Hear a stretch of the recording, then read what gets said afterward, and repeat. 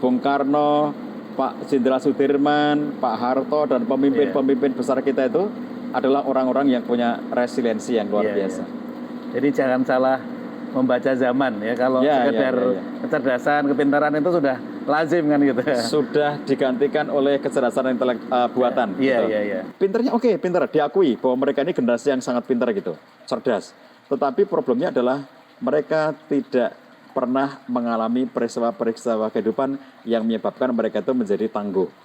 Coba kita perhatikan ya, bahwa kita mengalami kadang-kadang jatuh, kadang-kadang berdarah, kadang-kadang kepanasan, kadang-kadang kehujanan. Itu yang membuat resiliensi. Lah itu yang tidak ada di anak kita zaman sekarang itu. Lah itulah awal mula munculnya kenapa muncul generasi yang rapuh itu. Karena mereka tumbuh kembang pada zaman di mana oleh orang tuanya diproteksi sedemikian rupa, sehingga mereka itu tidak diizinkan untuk mengalami peristiwa-peristiwa yang sebetulnya itu akan membuat dirinya itu menjadi lebih kuat gitu.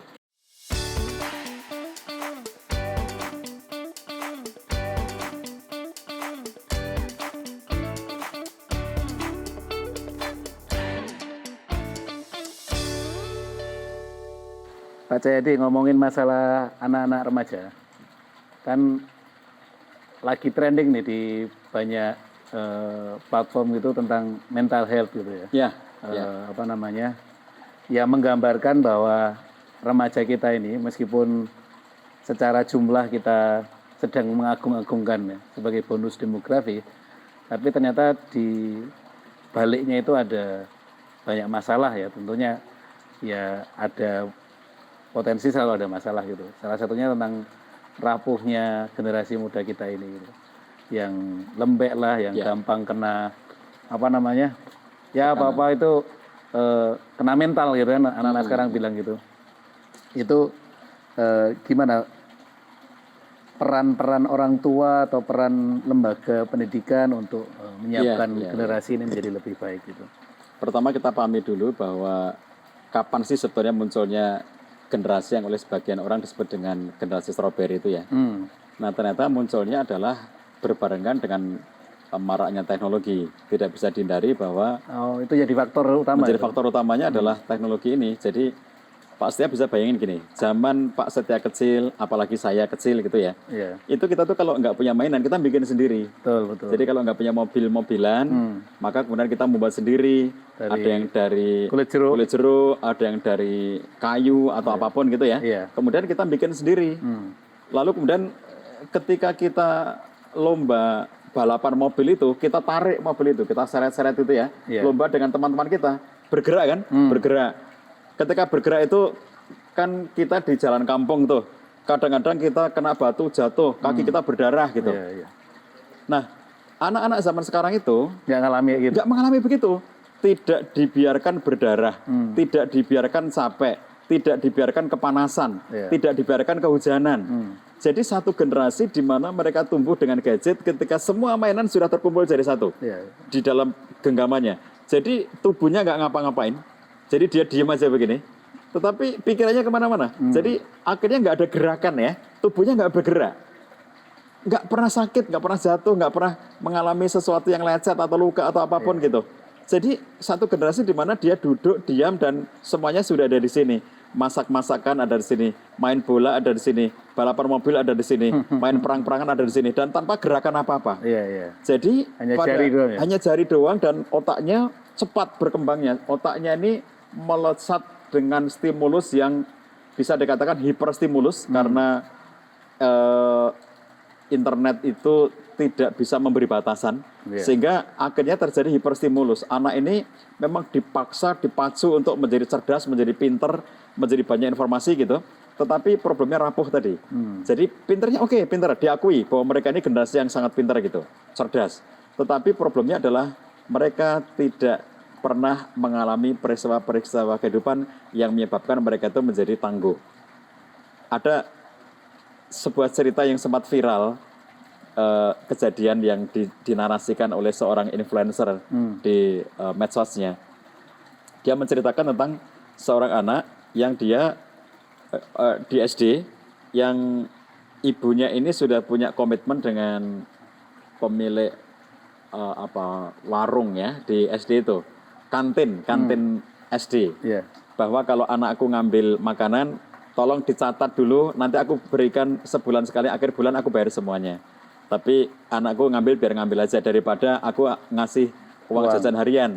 Mending dia nggak usah bawa uang, tapi dia bisa ngambil apapun, yang penting di sini dia nggak jajan kemana-mana gitu.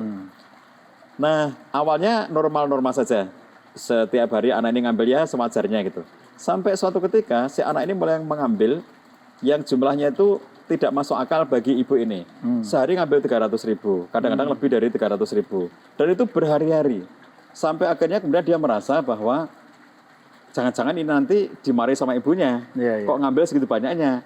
Bagaimana kalau kami yang disalahkan, kata si ibu penjaga. Akhirnya diteleponlah si ibu itu, orang tuanya. Diceritain bahwa anaknya kok ngambilnya banyak, sampai 300-an ribu gitu.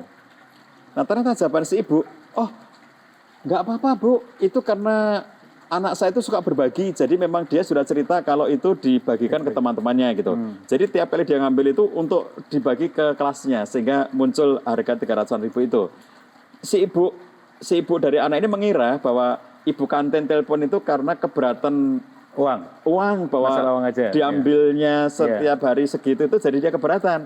Padahal yang dimaksudkan si ibu ini adalah bahwa dia khawatir bahwa kenapa seorang anak bisa menghabiskan sampai 300.000 tiap harinya dan itu rutin berhari-hari gitu. Nah ternyata kata ibunya tidak apa-apa karena memang saya senang dia berbagi seperti itu. Nah si anak ini kemudian pada suatu ketika sekolahnya sedang direnov di bagian depannya, menyebabkan kalau semula orang tua itu mengantar bisa sampai pintu gerbang, ini nggak bisa. Jadi harus mengantar di seberang sana. Sehingga anak itu dari turun mobil harus nyebrang jalan dan jalan sampai di sekolahnya. Panas. Lalu akhirnya orang tuanya itu tidak lama setelah peristiwa itu, bahwa tiap hari dia harus ngelihat anaknya kepanasan nyebrang jalan itu, akhirnya orang tua ini membeli rumah persis di samping sekolah. Jadi ini sekolah, ini rumah, dibeli itu. Supaya anaknya nanti kalau diantar dari rumah aslinya, diantar ke situ tuh, itu langsung ke rumahnya sendiri. Dan itu hanya nyebrang, bukan nyebrang, tapi hanya jalan kaki sedikit, sudah sampai pintu gerbang sekolah. Tanpa kepanasan. Tanpa kepanasan. Jadi yang menjadi catatan di situ adalah bahwa oke lah bahwa anak ini suka berbagi. Tetapi apakah betul kalau kemudian tidak ada batasan, bahwa anak kecil yang belum ngerti hitungan uang itu tiba-tiba dia bisa ngasih royal ke teman-temannya dengan uang yang tidak ada batasannya. Sehingga anak ini akan tercetak menjadi mental di mana dia ngerasa dunia berpihak kepada dirinya. Dia mau apa saja bisa. Mau ngasih ke temannya bisa. Mau ngasih traktiran bisa. Dan nanti gawat tuh kalau jadi pejabat tuh. Nah, bahaya kan itu. Termasuk nggak boleh kepanasan. Jadi sampai kepanasan cuma nyebrang jalan saja, orang tuanya tidak membolehkan. Kebayangkan bagaimana anak ini memang bisa tumbuh cerdas karena pelajaran segala sesuatu bisa diakses dengan internet. Tetapi di saat yang sama, dia adalah generasi yang tidak pernah mengalami kepanasan, tidak pernah mengalami kehujanan, tidak pernah mengalami peristiwa-peristiwa jatuh berdarah. Dulu kita membuat mainan, mau main bola nggak punya bola. Lalu akhirnya kita membuat sendiri. Dibungkus dari satu, ditali-tali segala macam sampai jadi bola. Kita tendang-tendang. Tapi akhirnya nendang bola kena batu, kaki kita berdarah gitu. Coba kita perhatikan ya, bahwa kita mengalami kadang-kadang jatuh, kadang-kadang berdarah, kadang-kadang kepanasan, kadang-kadang kehujanan. Itu yang membuat resiliensi. Lah itu yang tidak ada di anak kita zaman sekarang itu. Lah itulah awal mula munculnya kenapa muncul generasi yang rapuh itu. Karena mereka tumbuh kembang pada zaman di mana oleh orang tuanya diproteksi sedemikian rupa, sehingga mereka itu tidak diizinkan untuk mengalami peristiwa-peristiwa yang sebetulnya itu akan membuat dirinya itu menjadi lebih kuat gitu. Tidak hanya aksesnya yang virtual, tapi bahkan ruangnya pun virtual. Ruangnya saja virtual. Ruang-ruang tertentu tidak. Padahal kan kita hidup di alam yang sangat luas. Jadi makanya kalau kemudian kita bikin sekolahan yang dekat dengan alam itu, anak itu ngelihat ada hutan, ada nyamuk ya, ada binatang buas, ada ular, ada segala sesuatu. Sehingga dia akan beradaptasi dengan berbagai macam hal itu. Dia tahu bahwa hidup ini tidak seperti ruangan-ruangan virtual yang sering dilihat di gadgetnya gitu. Itu bagian dari membentuk ketahanan. Terus di sisi yang lain begini Pak Cah, salah satu tantangan ke depan ini kan sebenarnya adalah menjadikan anak-anak didik itu ketika lulus dari sekolah atau kuliah gitu itu bisa bersaing dengan robot sekarang gitu. Oh iya. Ya, karena kan sebenarnya kan dalam banyak hal pekerjaan-pekerjaan itu sudah tergantikan dengan robot gitu. Ya. Nah, kalau pendidikan kita ini sebenarnya hanya mengarahkan kepada pinter saja gitu. Itu kan juga otaknya sudah bisa dibuat dengan pekerjaannya robot. Virtual gitu ya, dengan robot gitu.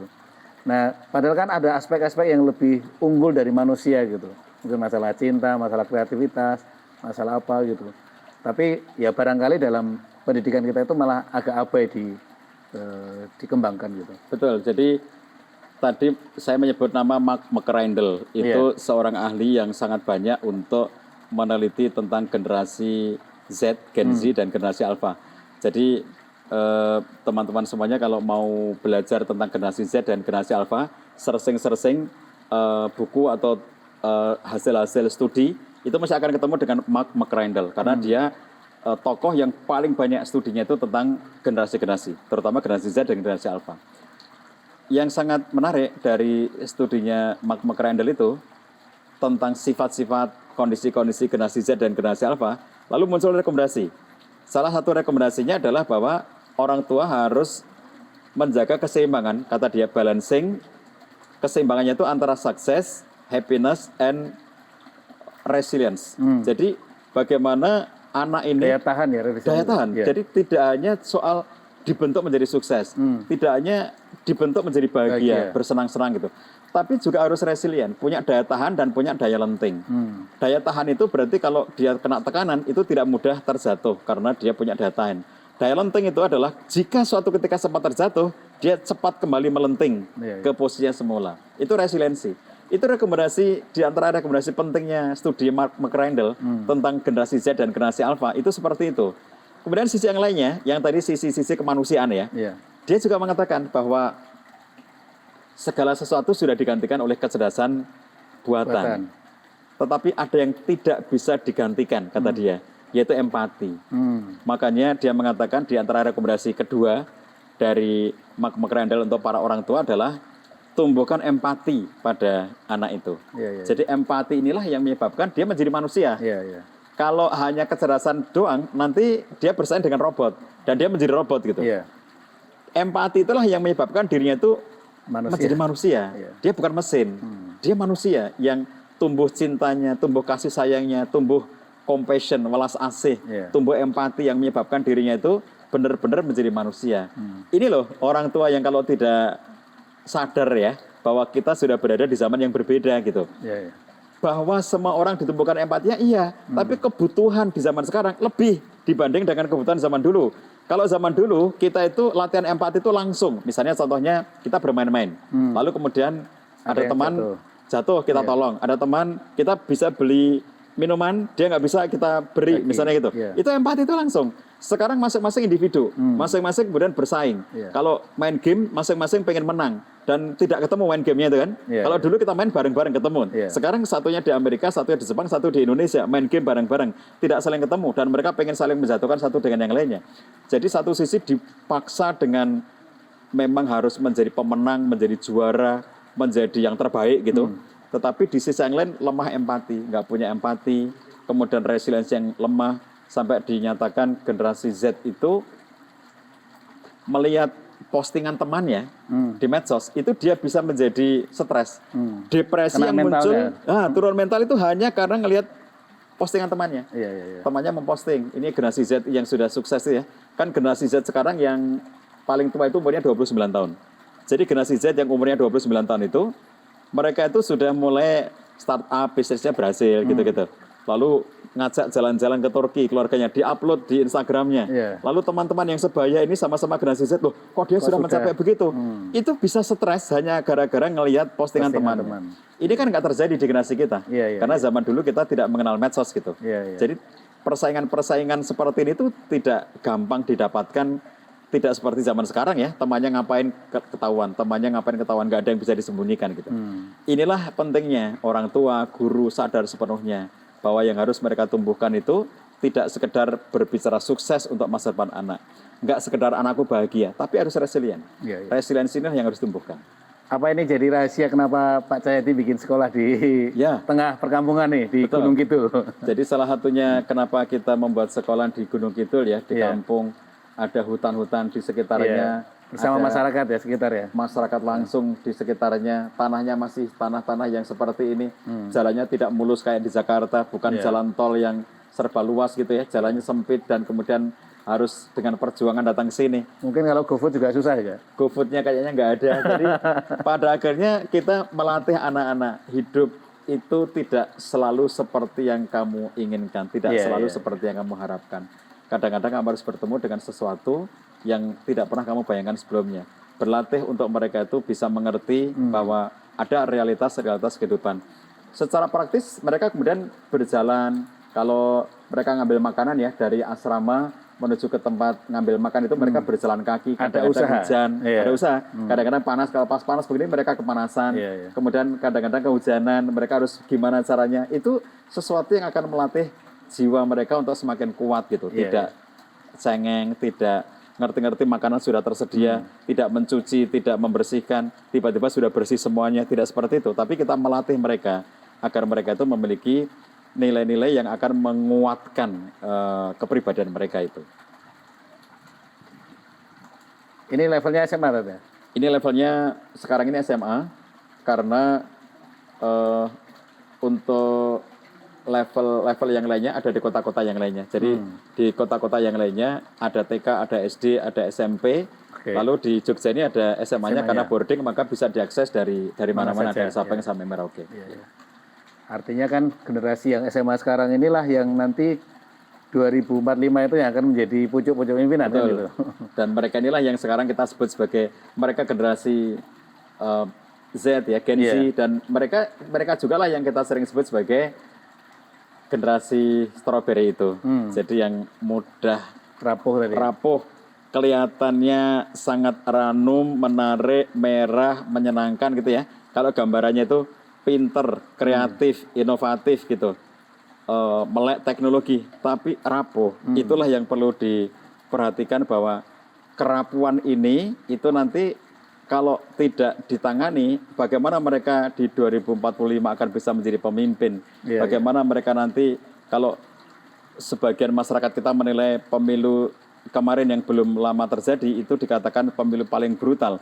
Bagaimana kalau itu terus-menerus terjadi dan ternyata generasi berikutnya nanti mereka ini terdiri dari generasi-generasi yang rapuh. Itu kan menjadi problem tambahan bagi bangsa dan negara kita kalau memiliki pemimpin-pemimpin yang tidak memiliki karakter yang kokoh gitu. Tapi tadi kalau kita lihat juga orang tua ini kan cenderung juga pengen anaknya sekolah di sekolah yang secara akademik gitu kuat, prestatif gitu ya. Bangunannya bagus gitu. Padahal sebenarnya kan kalau aspek itu anak-anak generasi sekarang ini kan udah native kan ya.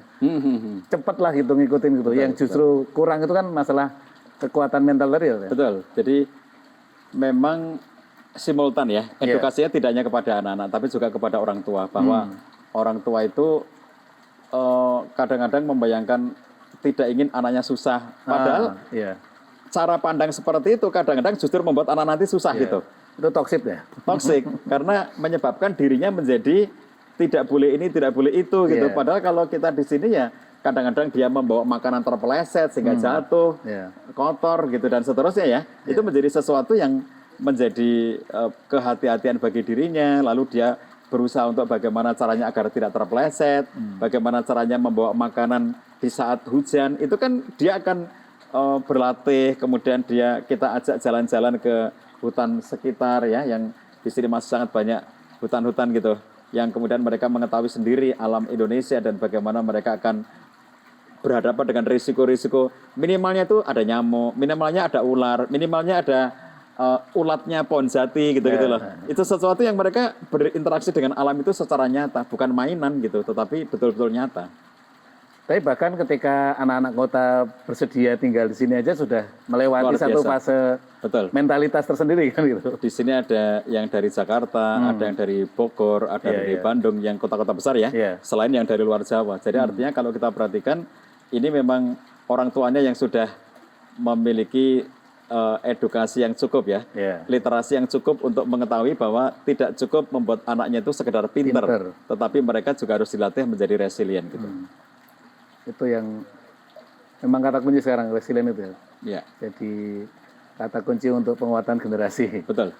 Itu yang harus dikuatkan karena kalau kita menilai generasi strawberry, lah kan memang strawberry itu lembek di tangan kita ya. Yeah. Jadi kelihatan ranum, tapi begitu kita pencet dengan tangan kita aja dia sudah memar di tangan kita itu.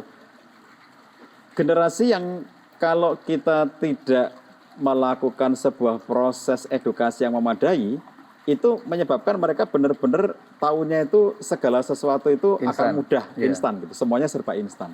Tontonan mereka instan, mainan mereka instan, nggak pernah bikin mainan sendiri gitu. Makanya di sini kita sediakan, di sini ada sarana memanah yang akan kita hadirkan nanti juga berkuda. Kemudian juga nantinya karena lahannya masih sangat luas, nanti juga ada kolam renang dan mereka akan melakukan aktivitas-aktivitas yang memang fisik, bukan hanya bermain-main melalui gadget gitu, tapi memang mereka harus dilatih secara fisik. Hanya mageran rebahan gitu. Ya, tidak menjadi generasi mager. Yang mager ini yang kemudian bikin mereka itu jadi strawberry tadi karena nggak ada geraknya. Termasuk obesitas kan, kalau mereka hanya diam saja nggak ada gerak apa-apa, nggak pernah berkeringat itu. Tadi kita menyaksikan ada santri yang berkeringat karena main panahan gitu ya. Kemudian kita menyaksikan santri yang karena tempatnya harus ada yang panasnya, mereka harus kepanasan dulu untuk sampai ke masjid. Mereka harus kepanasan dulu untuk ngambil makanan, misalnya gitu. Sesuatu yang kemudian memang membuat mereka menghadapi sendiri realitas-realitas kehidupan itu. Oke, jadi penting bagi orang tua yang anaknya sedang masuk pada jenjang pendidikan untuk memperhatikan kesehatan mental anak ya, aspek itu. Dan salah satunya bisa difasilitasi oleh sekolah di Buati ini ya salah satunya. Ya, insya Allah. Jadi monggo kalau berminat bisa mengakses di sekolah kami ini, ayah bunda sekalian, SMA Buati Boarding School di Gunung Kidul ya. Kita dengan sepenuh kesadaran sedang mendidik generasi Z, Gen Z, di mana salah satu karakter mereka adalah rapuh. Dan oleh karena itu dengan kesadaran itu pula maka kemudian kami menumbuhkan upaya untuk menyeimbangkan antara kesuksesan, kebahagiaan dan resiliensi. Titik temu di resiliensi ini yang menyebabkan insya Allah ya mereka akan tumbuh kembang menjadi generasi yang nantinya lebih siap menghadapi berbagai macam tantangan dan tekanan kehidupan. Begitu. Kalau mereka punya resilient pasti akan leading kan di atas yang lain. Betul. Artinya mereka akan menjadi pemimpin gitu. Akan menjadi berpeluang menjadi pemimpin karena tahan gitu. Iya. Bung Karno, Pak Jenderal Sudirman, Pak Harto dan pemimpin-pemimpin besar kita itu adalah orang-orang yang punya resiliensi yang luar biasa. Jadi jangan salah membaca zaman ya, kalau sekedar kecerdasan, kepintaran itu sudah lazim kan gitu. Sudah digantikan oleh kecerdasan buatan. Iya. Yang kita butuhkan adalah justru yang punya resilient tinggi tadi. Saya kira demikian, kita bertemu lagi di kesempatan yang lain. Selamat untuk seluruh semua. Assalamualaikum warahmatullahi wabarakatuh. Assalamualaikum warahmatullahi wabarakatuh.